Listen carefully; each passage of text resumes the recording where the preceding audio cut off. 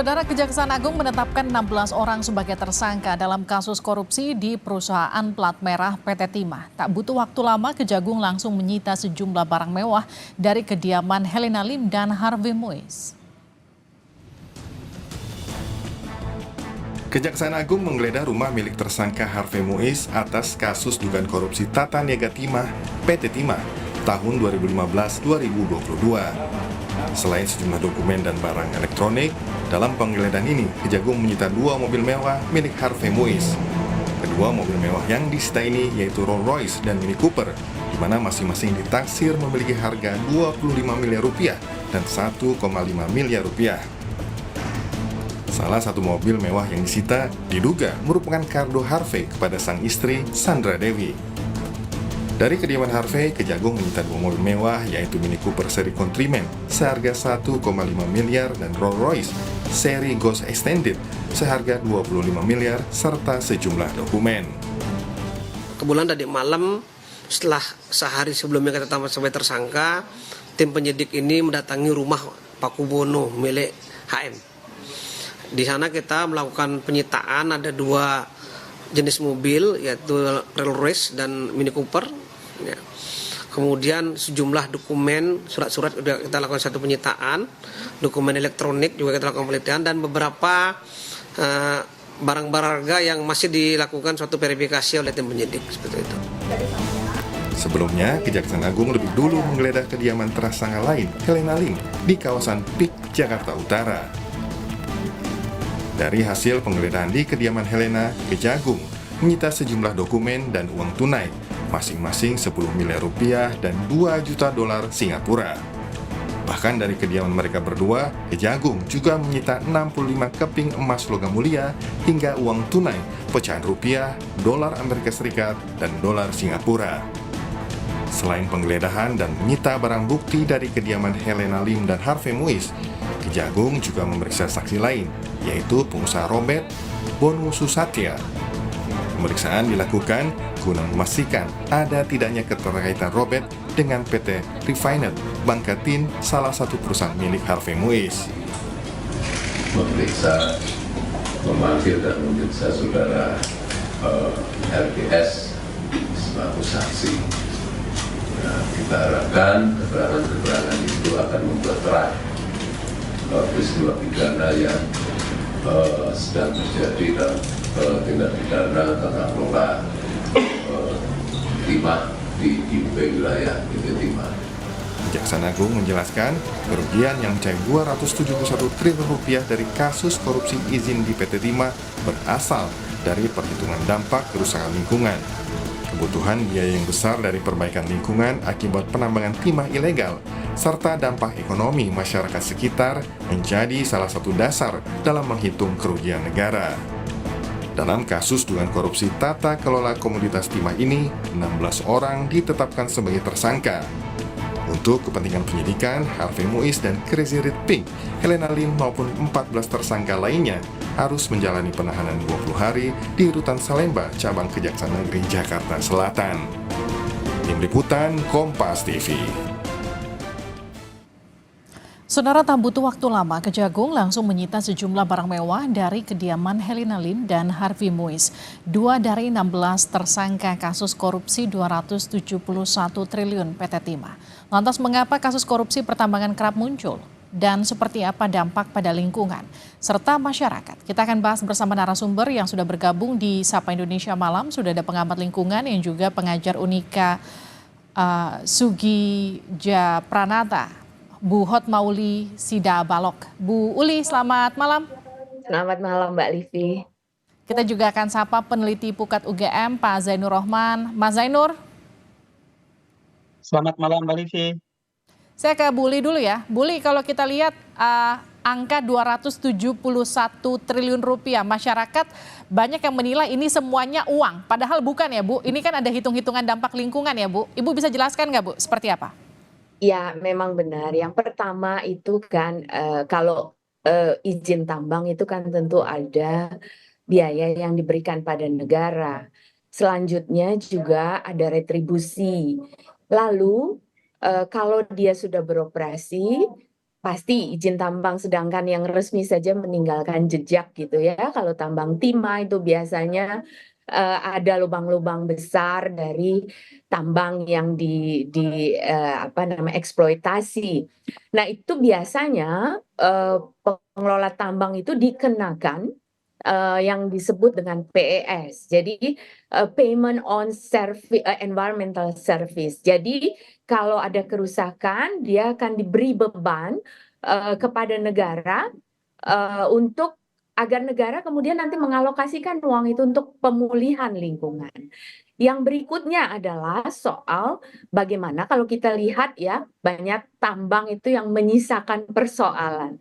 Misalnya timah itu dikelola di apa namanya dibersihkan dengan atau pengambilannya dulu deh, pengambilannya dengan pompa pasir, kemudian pemilahan timah-timah itu kemudian di apa terambil begitu, lalu ada cairan yang digunakan untuk membersihkan, dan itu kemudian akan mempengaruhi, jadi air yang digunakan itu akan tercemar dari bahan-bahan kimia yang digunakan untuk membersihkan, mengambil, mengolah gitu ya.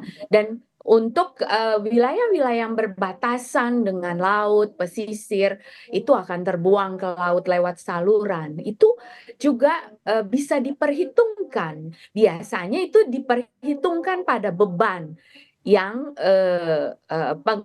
pengelola penambang lakukan gitu ya. Itu bisa dihitung. Kemudian apa dampaknya secara sosial? Misalnya pada masyarakat itu contoh Bangka Belitung, tambang itu tidak lagi ada di daratan, tetapi sudah meluas di lautan. Maka kemudian contoh sederhana saja ya. Jadi kalau ada smelter gitu ya, ada perusahaan tambang di pesisir, di lepas pantai, katakan di pesisir, maka dia akan merusak ekosistem pesisir. Dan berikutnya apa namanya jarak tempuh melaut si pelaut itu akan terdampak Oke. karena mungkin ada apa namanya penguasaan atas wilayah pesisir.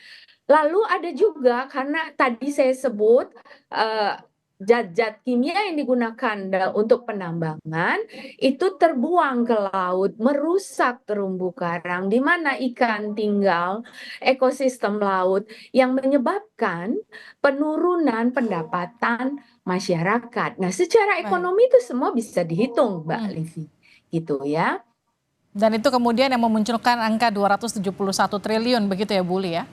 Salah satunya itu, tapi bisa juga dari hitung-hitungan begitu banyak tambang ilegal yang tidak terdata di pemerintah daerah maupun di pemerintah pusat, ini kan nggak masuk ininya ya, nggak masuk pajaknya, retribusinya pada negara gitu Baik. ya.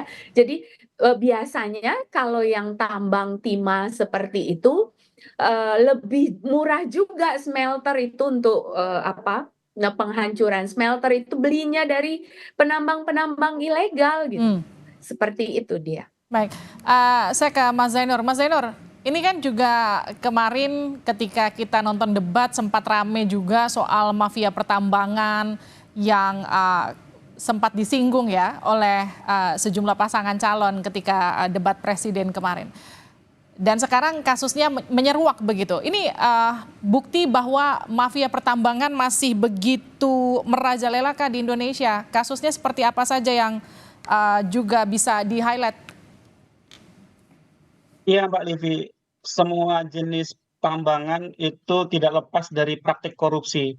KPK pernah membuat GNPSDA, itu adalah satu gerakan nasional untuk penyelamatan sumber daya alam, dikaji bagaimana cara untuk melakukan pencegahan agar tidak terjadi kebocoran. Kebocoran itu maknanya termasuk adalah potensi royalti dan pajak yang seharusnya diberikan kepada negara, tetapi karena pertambangannya dilakukan secara ilegal, kemudian itu hilang. Atau yang kedua adalah yang sekarang juga terjadi kasus yang sedang disidik oleh Kejaksaan Agung, yaitu adanya pertambangan ilegal di dalam dan di luar izin usaha pertambangan PT Timah. Nah, kalau yang di dalam IUP PT Timah ini kan kemudian ditambang secara ilegal, hasilnya kemudian dijual. Dijual itu ada yang dijual kepada smelter swasta dan ada yang dijual kepada PT Timah. Artinya PT Timah itu membeli ya yang seharusnya menjadi milik dia sendiri. Itu juga dihitung sebagai korupsi gitu ya. Nah, memang kalau yang dimaksud dengan 270 triliun itu memang adalah akumulasi gitu ya dari bentuk-bentuk kerugian lingkungan, termasuk di dalamnya ada kerugian ekonomi, ada biaya pemulihan, dan juga ada kerugian di luar kawasan hutan. Memang ini secara yuridis ada dasar hukumnya di Permen HUT 2014, 7 2014, tetapi memang secara hukum ini memang masih menjadi perdebatan para ahli. Kenapa? Karena ini kan kerugian perekonomian di dalam Undang-Undang 3199 tentang tindak pidana korupsi, pasal 2 dan pasal 3 itu memang dikenal. Selain Oke. kerugian keuangan negara, ada yang disebut sebagai kerugian perekonomian negara. Tetapi sampai sekarang bagaimana menentukan kerugian perekonomian negara itu belum ada juknis jukleknya secara jelas. Kalau kerugian keuangan ada, Hmm. yaitu dengan prinsip nyata dan pasti, actual loss, dilakukan penghitungan oleh BPK sehingga untuk menentukan kerugian keuangan negara itu sudah pakem. Sedangkan untuk kerugian perekonomian ini masih menjadi ruang besar untuk adanya perbaikan di sektor peraturan agar kerugian perekonomian yang dikenal di dalam UU Tipikor ini bisa dilaksanakan penuntutannya oleh jaksa. Juga Mas, harus diingat mhm. bahwa kerugian yang fantastis 270 triliun ini nanti akan mengalami kendala. Dalam hal apa? Pemulihan kerugiannya. Kenapa? Karena kalau didekati dengan pendekatan undang-undang tidak pidana korupsi, ada batasan di dalam pasal 18, yaitu sebesar hasil kejahatan yang diperoleh oleh para pelaku. Nah, sedangkan kan tidak imbang. Kerugiannya 270 triliun, mungkin keuntungan para pelaku tidak sebesar itu. Nah, ini juga ada gap. Sehingga memang sektor peraturan masih sangat ada ketimpangan yang lebar dan ini perlu untuk diselesaikan ke depan oleh para pembentuk peraturan. Tapi saya ingin kembali ke depan, Mbak Livi, diskusinya.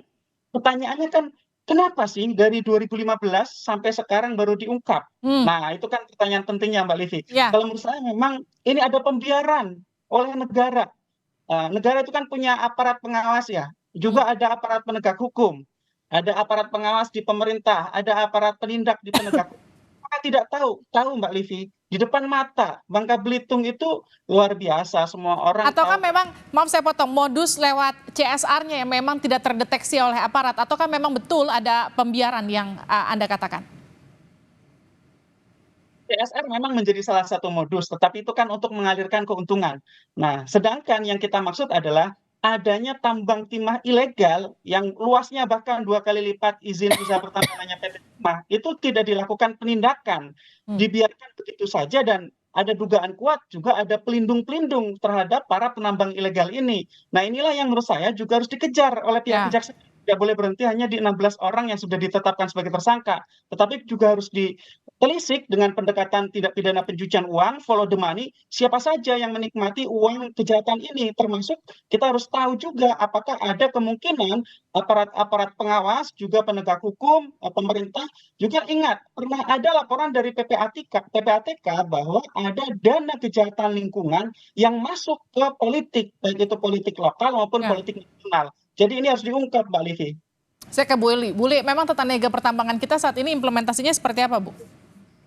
Ya, memang yang namanya apa namanya ya, itu tadi persis Pak Zainur sebut. Jadi mengapa begitu lama? Kita tahu ya, ini kita beri contoh Bangka Belitung ya. Ini case-nya kan di Bangka Belitung. Bangka Belitung itu sejak zaman penjajahan Belanda sudah punya 3 perusahaan timah. Dan setelah Indonesia merdeka dinasionalisasi menjadi PT ya, dan salah satunya adalah PT Timah.